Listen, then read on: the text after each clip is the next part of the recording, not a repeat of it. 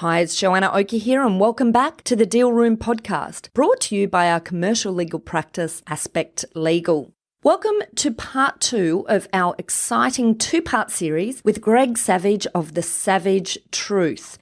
Now, in part 1, we introduced you to our powerhouse guest who had a lot to share about his own experiences in the sales and acquisition space, as well as a great perspective from the coalface on multiple different methods of business exit.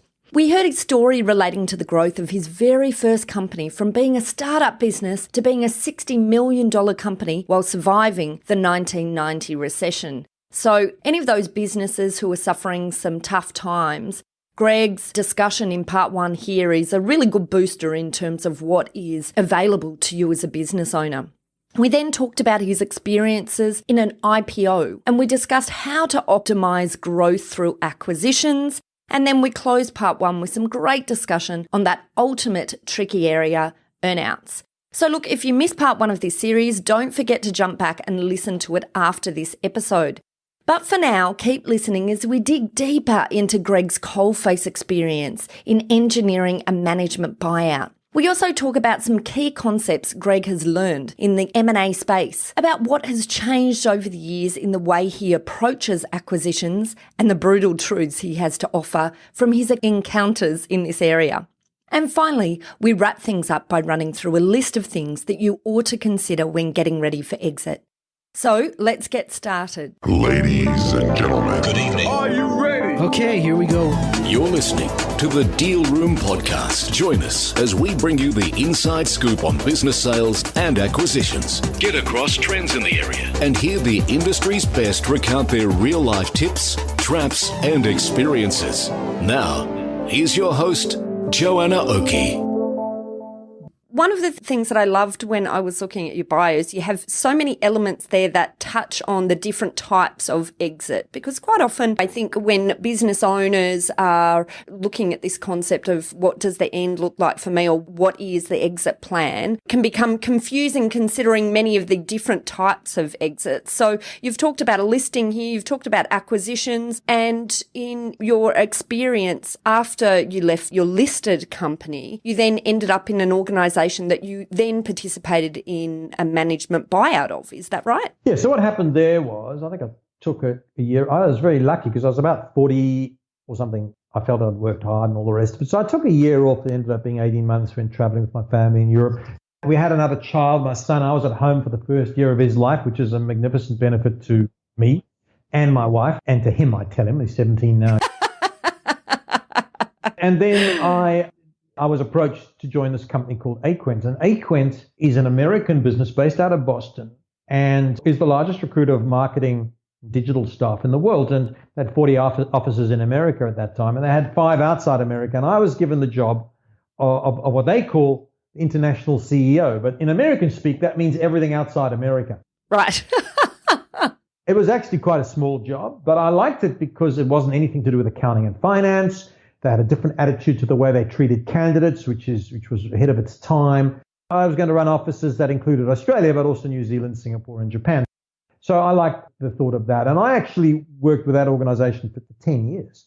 And it was a brilliant sort of ride because it was from 2001 to 2008 was the first stanza of that story. And we grew those 5 offices to 35 offices. So I opened offices in another 30 cities around the world. A chunk of those would have been by acquisition, and we made at least 4 acquisitions in London to grow our business there. And it was, from we opened offices, in some of the places you may not even have heard of. We opened 5 offices in Japan, we were in Taipei, we were in 3 offices in China, we were across Europe, India.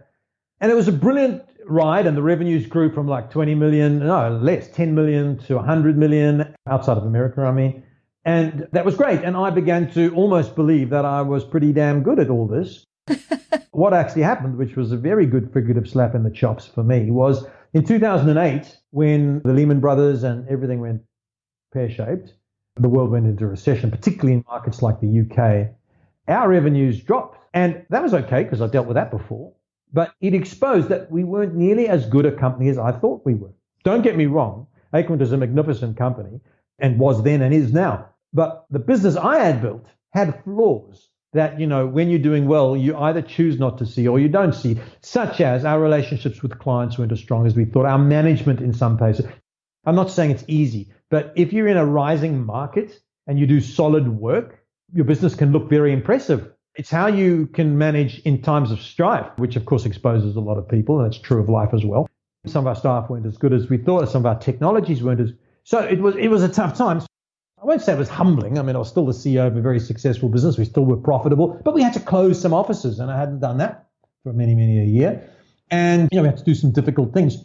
And we did, and we righted it, and away we went. But then Aquent and myself, we agreed that some of the markets they were in didn't fit their long-term plan, and some of the sectors they were in. And anyway, it allowed us the opportunity to engineer, manage, and buyout, which we did with Aquent's full support. Don't get me wrong. They ended up being a minority shareholder in this new company called Firebrand, which was 10 offices in 8 countries. And let me tell you, that is a difficult thing, because on day 1, I was the CEO of Aquent.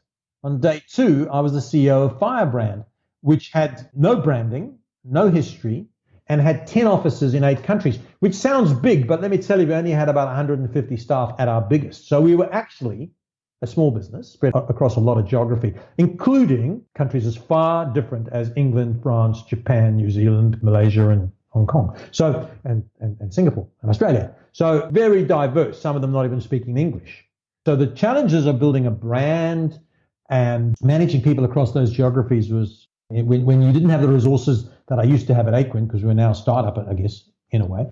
However, our planning was, hey, the market's gone back 40%.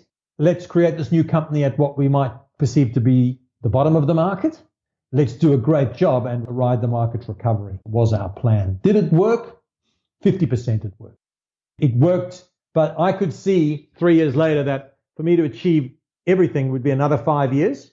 I was already in my 50s, and I thought, you know what? This business is great, but let me sell it to somebody else who can work those 5 years while I go and do something else. And that's what I did. I mean, I was the majority shareholder, so I sold the business. That business still continues on in Australia very successfully, and all the staff kept their stuff and their jobs and all the rest of it. So that was quite a good exit for me financially. It wasn't what we were, it wasn't our big dream, but it was fine, and time was right. And were you one of these sellers that you talk about who believed the business was worth more than you could convince the buyer of? I was pragmatic at that time. I was wise, and I had my own agenda. Right. I was very concerned not only about the financials as much as the retention of all the staff who had come with me on that journey, and I wanted to end up in the right place. So I would say by far a greater degree that happened. So that was cool. There's quite a history of M&A activity there, obviously, through your background that we've just heard. What do you think has changed over time in your approach or your feelings and understandings of acquisitions from, say, the first acquisition or two through to where you are today? Acquisition is like a courting relationship. It's got to be equal. There's got to be interest from both sides. And so to answer your question, I am far quicker to walk away from things that I know I can see the signs early on. Tire kicking, lack of sincerity, people are going to be a pain in the ass afterwards. There's no point. And maybe they feel the same, but that's all good. Whereas before it's like, we've got to make this work. Let's just brush under the carpet that the seller's a bit of a dick because it'll be better once we... No. If his dick is dick. So not going to change that. So, and you've got to work with that person, and they've got to come into your business and interact with your staff and maybe manage your staff. I think you run a ruler over things. It's much more, I wouldn't say rigid, but it's more robust. I think that's important. I think putting much, as I touched on before, putting much more into the potential for misalignment and coming up with the brutal truths, what it's really like. So what is your role really going to be here? Well, you'll be on the management team. We will value your input, but no, you will no longer actually have the final say. Maybe you need to actually say that and say that, we would never just come in and just say, hey, you'd always be brought in, and your point of view would be the same as any other manager here, that if they argue, okay, strongly, we can adjust our point of view. But at the end of the day, when you sell your business, what a lot of people don't realize, you no longer own your business. Yes. You can't have my money and also make the decisions, sometimes I say to people. There's that part of it. On the other side of the fence, when you have people coming to court you to buy your business, which happens if you create a business of value, then I think I've learned not to be seduced by, it's like anything. When someone pays attention to you, you want more of it. Like, for example, I was in a board meeting the other day where an approach was made and people were saying, oh, well, we should hear this. And I said, are we willing to sell at a price we are? And I said, what's that price? And they named this big number. And I said, do you think any company would pay that? And they said, no. I said, well, why would we waste their time and ours getting a little bit excited? It's just a little bit of self-satisfaction. We shouldn't do it. So I think that bit of maturity is good. Let's walk away from it. If we are seriously thinking about it, well, let's go into it with that frame of mind. So I think that's changed. I think the other thing is I'm very clear on the factors. I think what I say to people is recruitment companies and all companies, but recruitment companies, I can only speak about what I know, are typically valued on a multiple of EBIT, and that we know. But what the buyer is really buying is the certainty of future profits. And therefore, I look at those risk factors, right? So the business mix. It would be very unlikely I'd ever buy a business that was all permanent recruitment, which is, one-off revenue. I would look at the annuity revenue. I would look very closely at the succession team. In other words, Fred and Mary are selling their business. They're staying with us for 2 years. But how much does the business rely on those two? And who are the next, the second tier of management? How strong is that? Because they're the people we're going to live with. I would look at the rigor around just the way the business is conducted. It's clean business structure. If it gets too hard to understand which is really a business expense and which is paying the nanny in France, then it's too hard. And sometimes, you can normalize things, and you do, but sometimes it's very complicated. Obviously, the growth potential is looked at, the niche and specialization. And what does this business bring us apart from revenue that we could do with? Have they got some special assessment techniques that are good for us? Do they have a regional footprint that we want? Do they have access to clients that we can then sell our other services to? Those are all the things that you need to look at, which will impact what you're prepared to pay, but also whether you're prepared to buy it at all. And I do find people get very much romanced by the thought of adding big chunks of revenue, and they don't risk. Sounds to me like your experience has been over time that you've become perhaps less emotional about each purchase, because certainly I see in businesses that haven't been involved in a lot of M&A deals, there's a higher level of emotion and wanting to get the deal done quicker, but also that you've become far more strategic in terms of how those acquisitions, who those acquisitions will be of and how they would be made. Yeah, I think so. I think, Joanna, experience and painful experience teaches you that.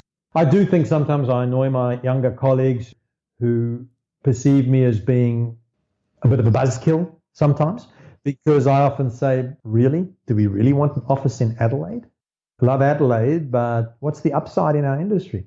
And if we're going to have an office in Adelaide, that's a lot of investment of time and management time and training and money. Wouldn't it be better if we just invested by hiring 6 more people in Sydney? And they look at me and they go, geez, he's a pain in the ass. He's right, but he's a pain in the ass. But that comes from having done that, wrong so many times. And we just need to be pragmatic, and you need the voice of reason, because acquisitions, obviously, they cost a lot of money.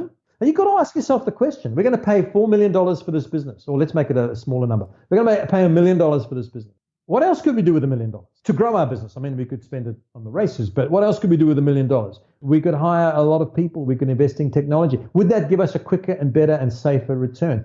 Those are the sorts of sensible questions that need to be. And the answer might be, yes, they could, but we will never get into this crucial market of marketing in Melbourne, and we need to do that as part of our strategy. Okay, in that case, that may be $1 million well spent, as long as all the other criteria stack up. So I see some crazy acquisition deals. I see some crazy prices paid for business.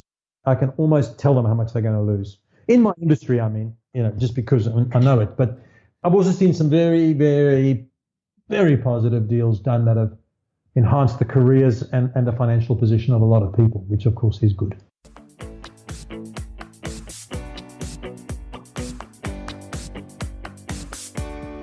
Let's take a short break.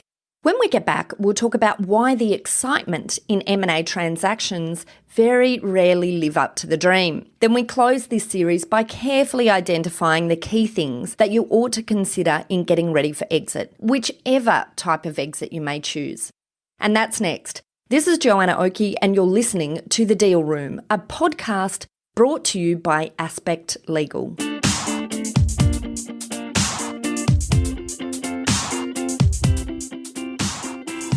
Aspect Legal has a number of great services that help businesses prepare for a sale or acquisition, to help them prepare in advance and to get transaction ready. We've also got a range of services to help guide businesses through the sale and acquisitions process. We work with clients both big and small and have different types of services depending on size and complexity. We provide a free consultation to discuss your proposed sale or acquisition. So see our show notes on how to book a time to speak with us, or head over to our website at aspectlegal.com.au.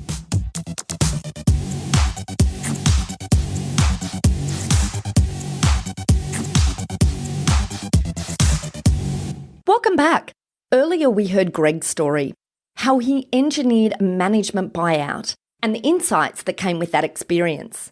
We also talked about the changes Greg has adopted over time in his approach in doing acquisitions based on lessons learned and gathered from having done and seen it happen many times over.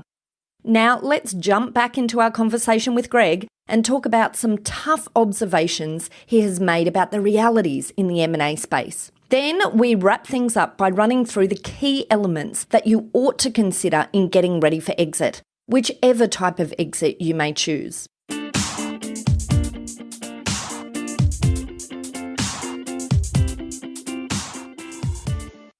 I saw this comment by you, due diligence will kill you, which made me laugh. I thought that was quite funny, but maybe if you could talk to us a little bit about what you meant by that due diligence will kill you.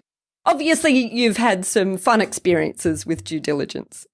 Well, what I meant by that is if you've got all sorts of whiz-bang funny structures running through your business, if you bullshitted the buyer about your margins and your client breadth and the number of assignments and revenue you've got from, it'll all come out in the due diligence. Yeah. And you know, in my industry, which is dominated by people who are very good at selling, I like to say, yes, you sell, and of course you sell the future and the growth and everything else and yourself. But there's no point in sort of exaggerating the reality, because if they do a proper due diligence, you know, and I'm not talking about a financial due diligence only, I'm not talking about going through the P&L and all that. I am talking about that, but I'm also talking about, you know, when I do a due diligence of a recruitment company I'm going to buy, I'm looking at the top 50 clients, every transaction, what the actual fees were.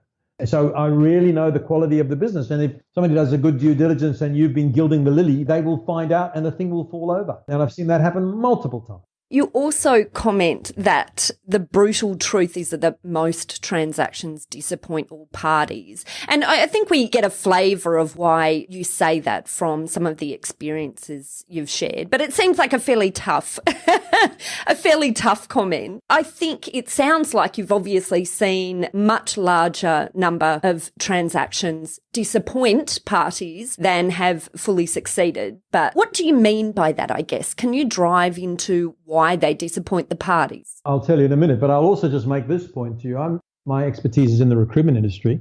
I've also got many investments, like most people, in the share market.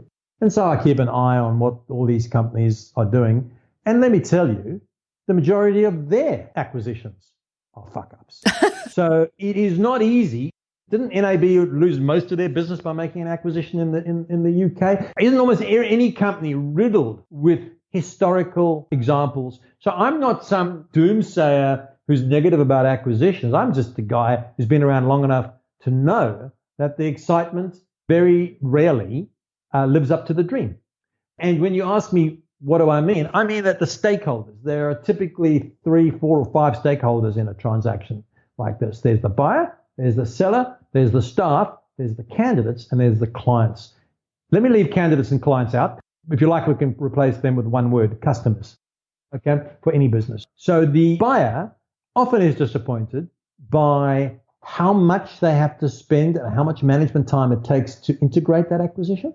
They are often disappointed by the effort, the collaboration, and the ethic of the sellers. And they are often disappointed, even if those things are okay, by the predicted revenues. And they are often disappointed about the so-called economies that are going to be made with an acquisition. We're going to save money by putting these two businesses together. So that's where the disappointments come on that side. For the vendor, they're often disappointed because the earn-out is painful. They're often disappointed because they don't make as much as they thought they would. They're often disappointed because the buyer doesn't deliver on all their promises. They're often disappointed because their role isn't as exciting as they thought it would be. They're often disappointed because they've now lost control and having run their own business for 20 years, they forgot how important it was for them to be the boss. For the staff, it can be tremendously disappointing because they are wedded to an employer, and when the transaction takes place, they have a new employer. And that means there might be differences in the way they're paid, there might be differences in culture, there might be differences in roles, they might have some of their colleagues let go. Plenty of things can go wrong. And for the customer, well, often service levels can drop because of the distraction of an acquisition. Now, each and every one of those things has the other side of the coin where it can go great. And there are many examples of people's careers that have taken off where 1 and 1 has made 3, as I've said before, and everyone's been happy. And I've been involved in quite a number of those. But I stand by my statement that the cruel reality is most acquisitions do not deliver on what people hoped. And I guess then the message for organisations who are looking at this concept of acquisition as a growth strategy is to get less emotional about it and sit down and work through each of these areas that you've talked about to head off issues before they arise. Very much so. Acquisition is a very legitimate growth strategy. Don't get me wrong. I'm on the board of 12 recruitment companies. I reckon 4 of them we're evaluating acquisitions right now. So this is in play. Don't get me wrong. But I think if you think, oh, we turn over 40 million, here's a business adding 10 million, that's going to give us 50 million, let's do it. I would say that there's a lot of other things, as I've touched on today, that you need to evaluate to make sure that you don't get the 10 million in revenue, pay too much, and cause yourself so much pain that you will be regretting it. I guess a lot of what we've been talking about today revolves around the buyers, but perhaps maybe if we could round this out now by also just giving a quick snapshot for businesses out there who are looking to create an effective exit plan. They're looking at a sale or some sort of exit in the next 5 years or so. What would you recommend to them in terms of getting their business ready and in terms of what the best options are that they should be considering? Well, I think there's a great many things they need to do. First of all, they need to make sure that all the shareholders are aligned, and you cannot make an assumption about that. So let's go and have an away day, get an outside facilitator if there are 2, 3, 4 shareholders, or major shareholders anyway, and make sure everyone's on the same page. That is the first thing. And then that leads on to start to consider why we are planning an exit. Are we planning an exit because we want lots of money and want to go and live in the south of France? Or is it really an exit which facilitates further growth? So an exit, as I said, which is people call listing your company an exit. It's not an exit. You're not going anywhere. You might have a bit more money, but you're not going anywhere for quite some time because your job is to grow that business. And I think that's where I would start. And then I would start to look at the things that make you sale ready. And they are strong profits, obviously. The more profitable business, the more it's worth. A very clear and defined strategy that a buyer can come in and you can say, yes, here's our profit. We made $1 million last year and 800 the year before. Here's our budget for the next 3 years. Here's our plan. Here's our strategy. Here's the money we're going to make. People are buying the future, even though they're paying on the past. Proven ability to execute on a strategy is going to increase the value of the business. Clean financials, I'd get them cleaned out. Let's make sure. There are plenty of people who run businesses who don't really understand the finance side, and they don't even look at their P&Ls, and they're not even up to date, their balance sheets and cash flows, all that stuff. I'd get that, stop paying the nanny through the business and all those sorts of things. I would be building a second tier of management because that's what people would be looking for. Then I think what you've got to do is maybe start to think about who a potential buyer would be. That's a very interesting conversation. Our business, the one I mentioned earlier, which is now 120 million and quite profitable. Well, the irony of that business is, yes, it's bigger, more attractive, more profitable, but the number of people who could buy it has diminished dramatically. In the Australian recruitment market, who's going to go and buy a business that's making $5 million at a multiple of 5? Okay, that's 25 million. Who's got that? Yes, there are people, but if you're a business making 500, there's many, many more buyers. So who is the buyer? Is it an Australian listed company? Are there multinationals from the outside who might want to use your company as a foothold in our market? Private equity is even taking an interest. IPO is to be considered. And then I would encourage people to cut the emotion and be pragmatic. And a good way to do this is say, okay, I say my business is worth 10 million. then I'd say flip it. Say you're on the outside. Would you pay 10 million for your business? Knowing what you know, would you pay it?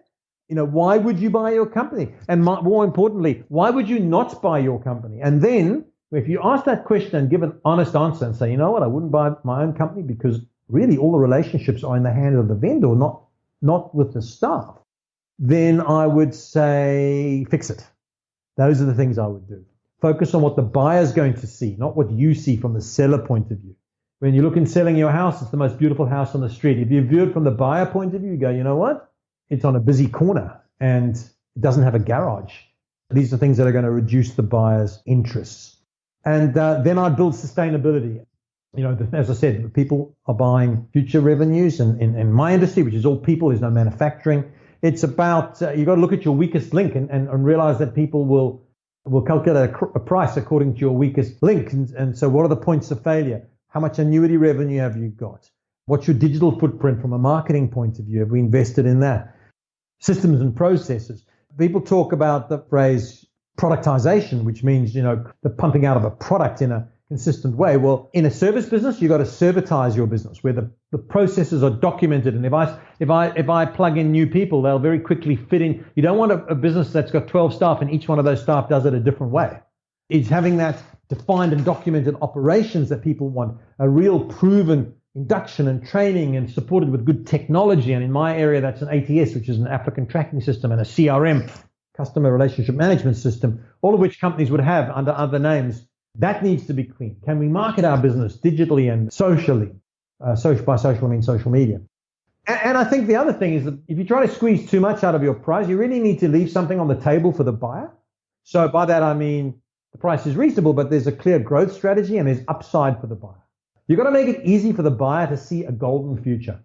It's interesting you say that because I've spoken to a number of businesses that are buying recently, and this is exactly what they say. They look for companies where they can see extra value that they can add.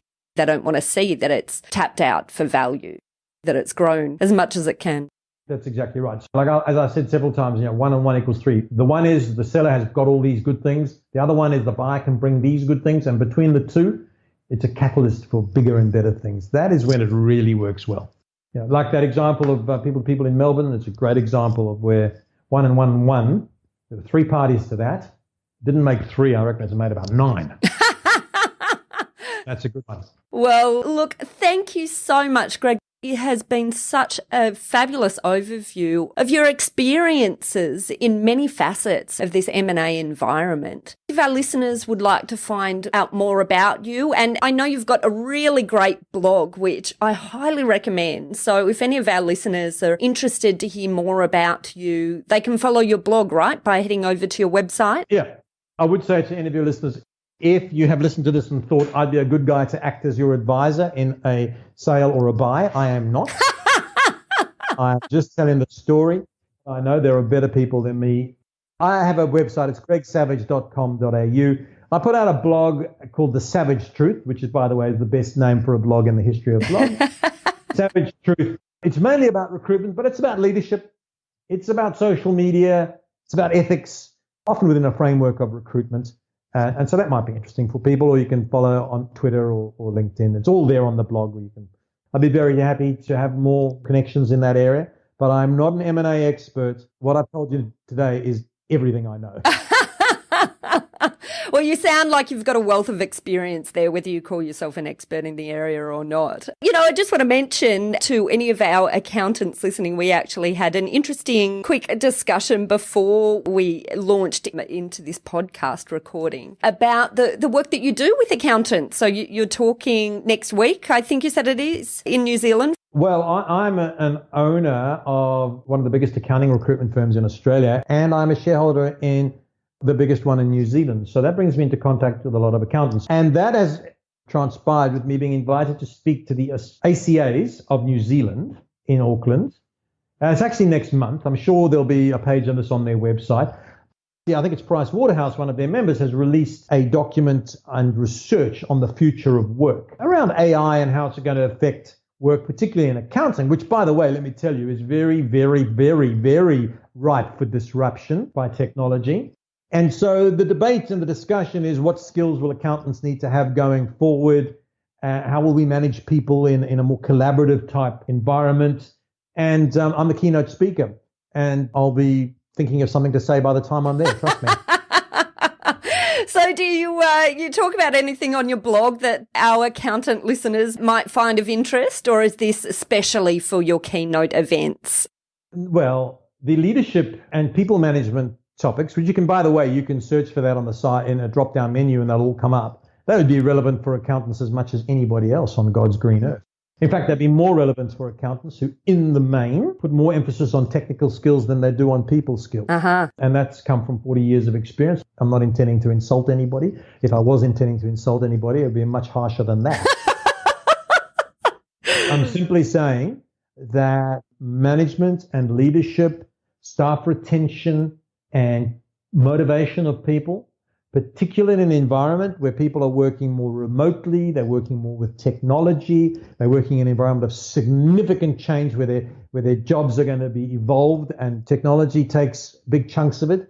That is all going to be held together by strong management, strong leadership, I should say, not management, strong leadership. We can all improve in that area, and accountants are certainly amongst that group. Well, look, thank you so much, Greg. Thanks for your time. I've taken far more time than I probably promised I would, but far more, and I'll be sending you a gigantic...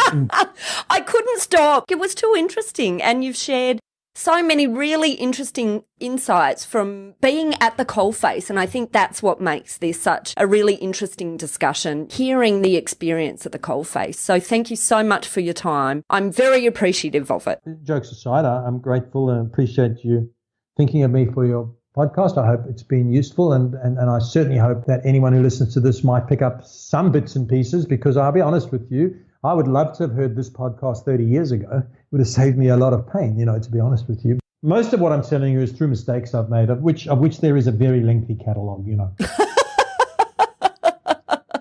Well, through that, I think anyone listening to this who is in any way involved in the industry couldn't help but leave the side of this podcast with some really useful insights from what you've been talking about. So I really do deeply thank you. Thank you.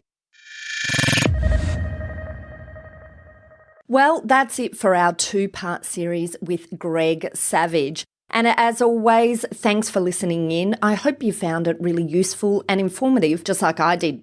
If you would like more information about this topic, head over to our website at thedealroompodcast.com, where you'll be able to download a transcript of this podcast episode if you'd like to read it in more detail. There you'll also find details of how to contact Greg Savage if you would like to, and you'll also find details of how to contact our lawyers at Aspect Legal if you or your clients would like a free consultation to discuss any legal aspects of sales or acquisitions.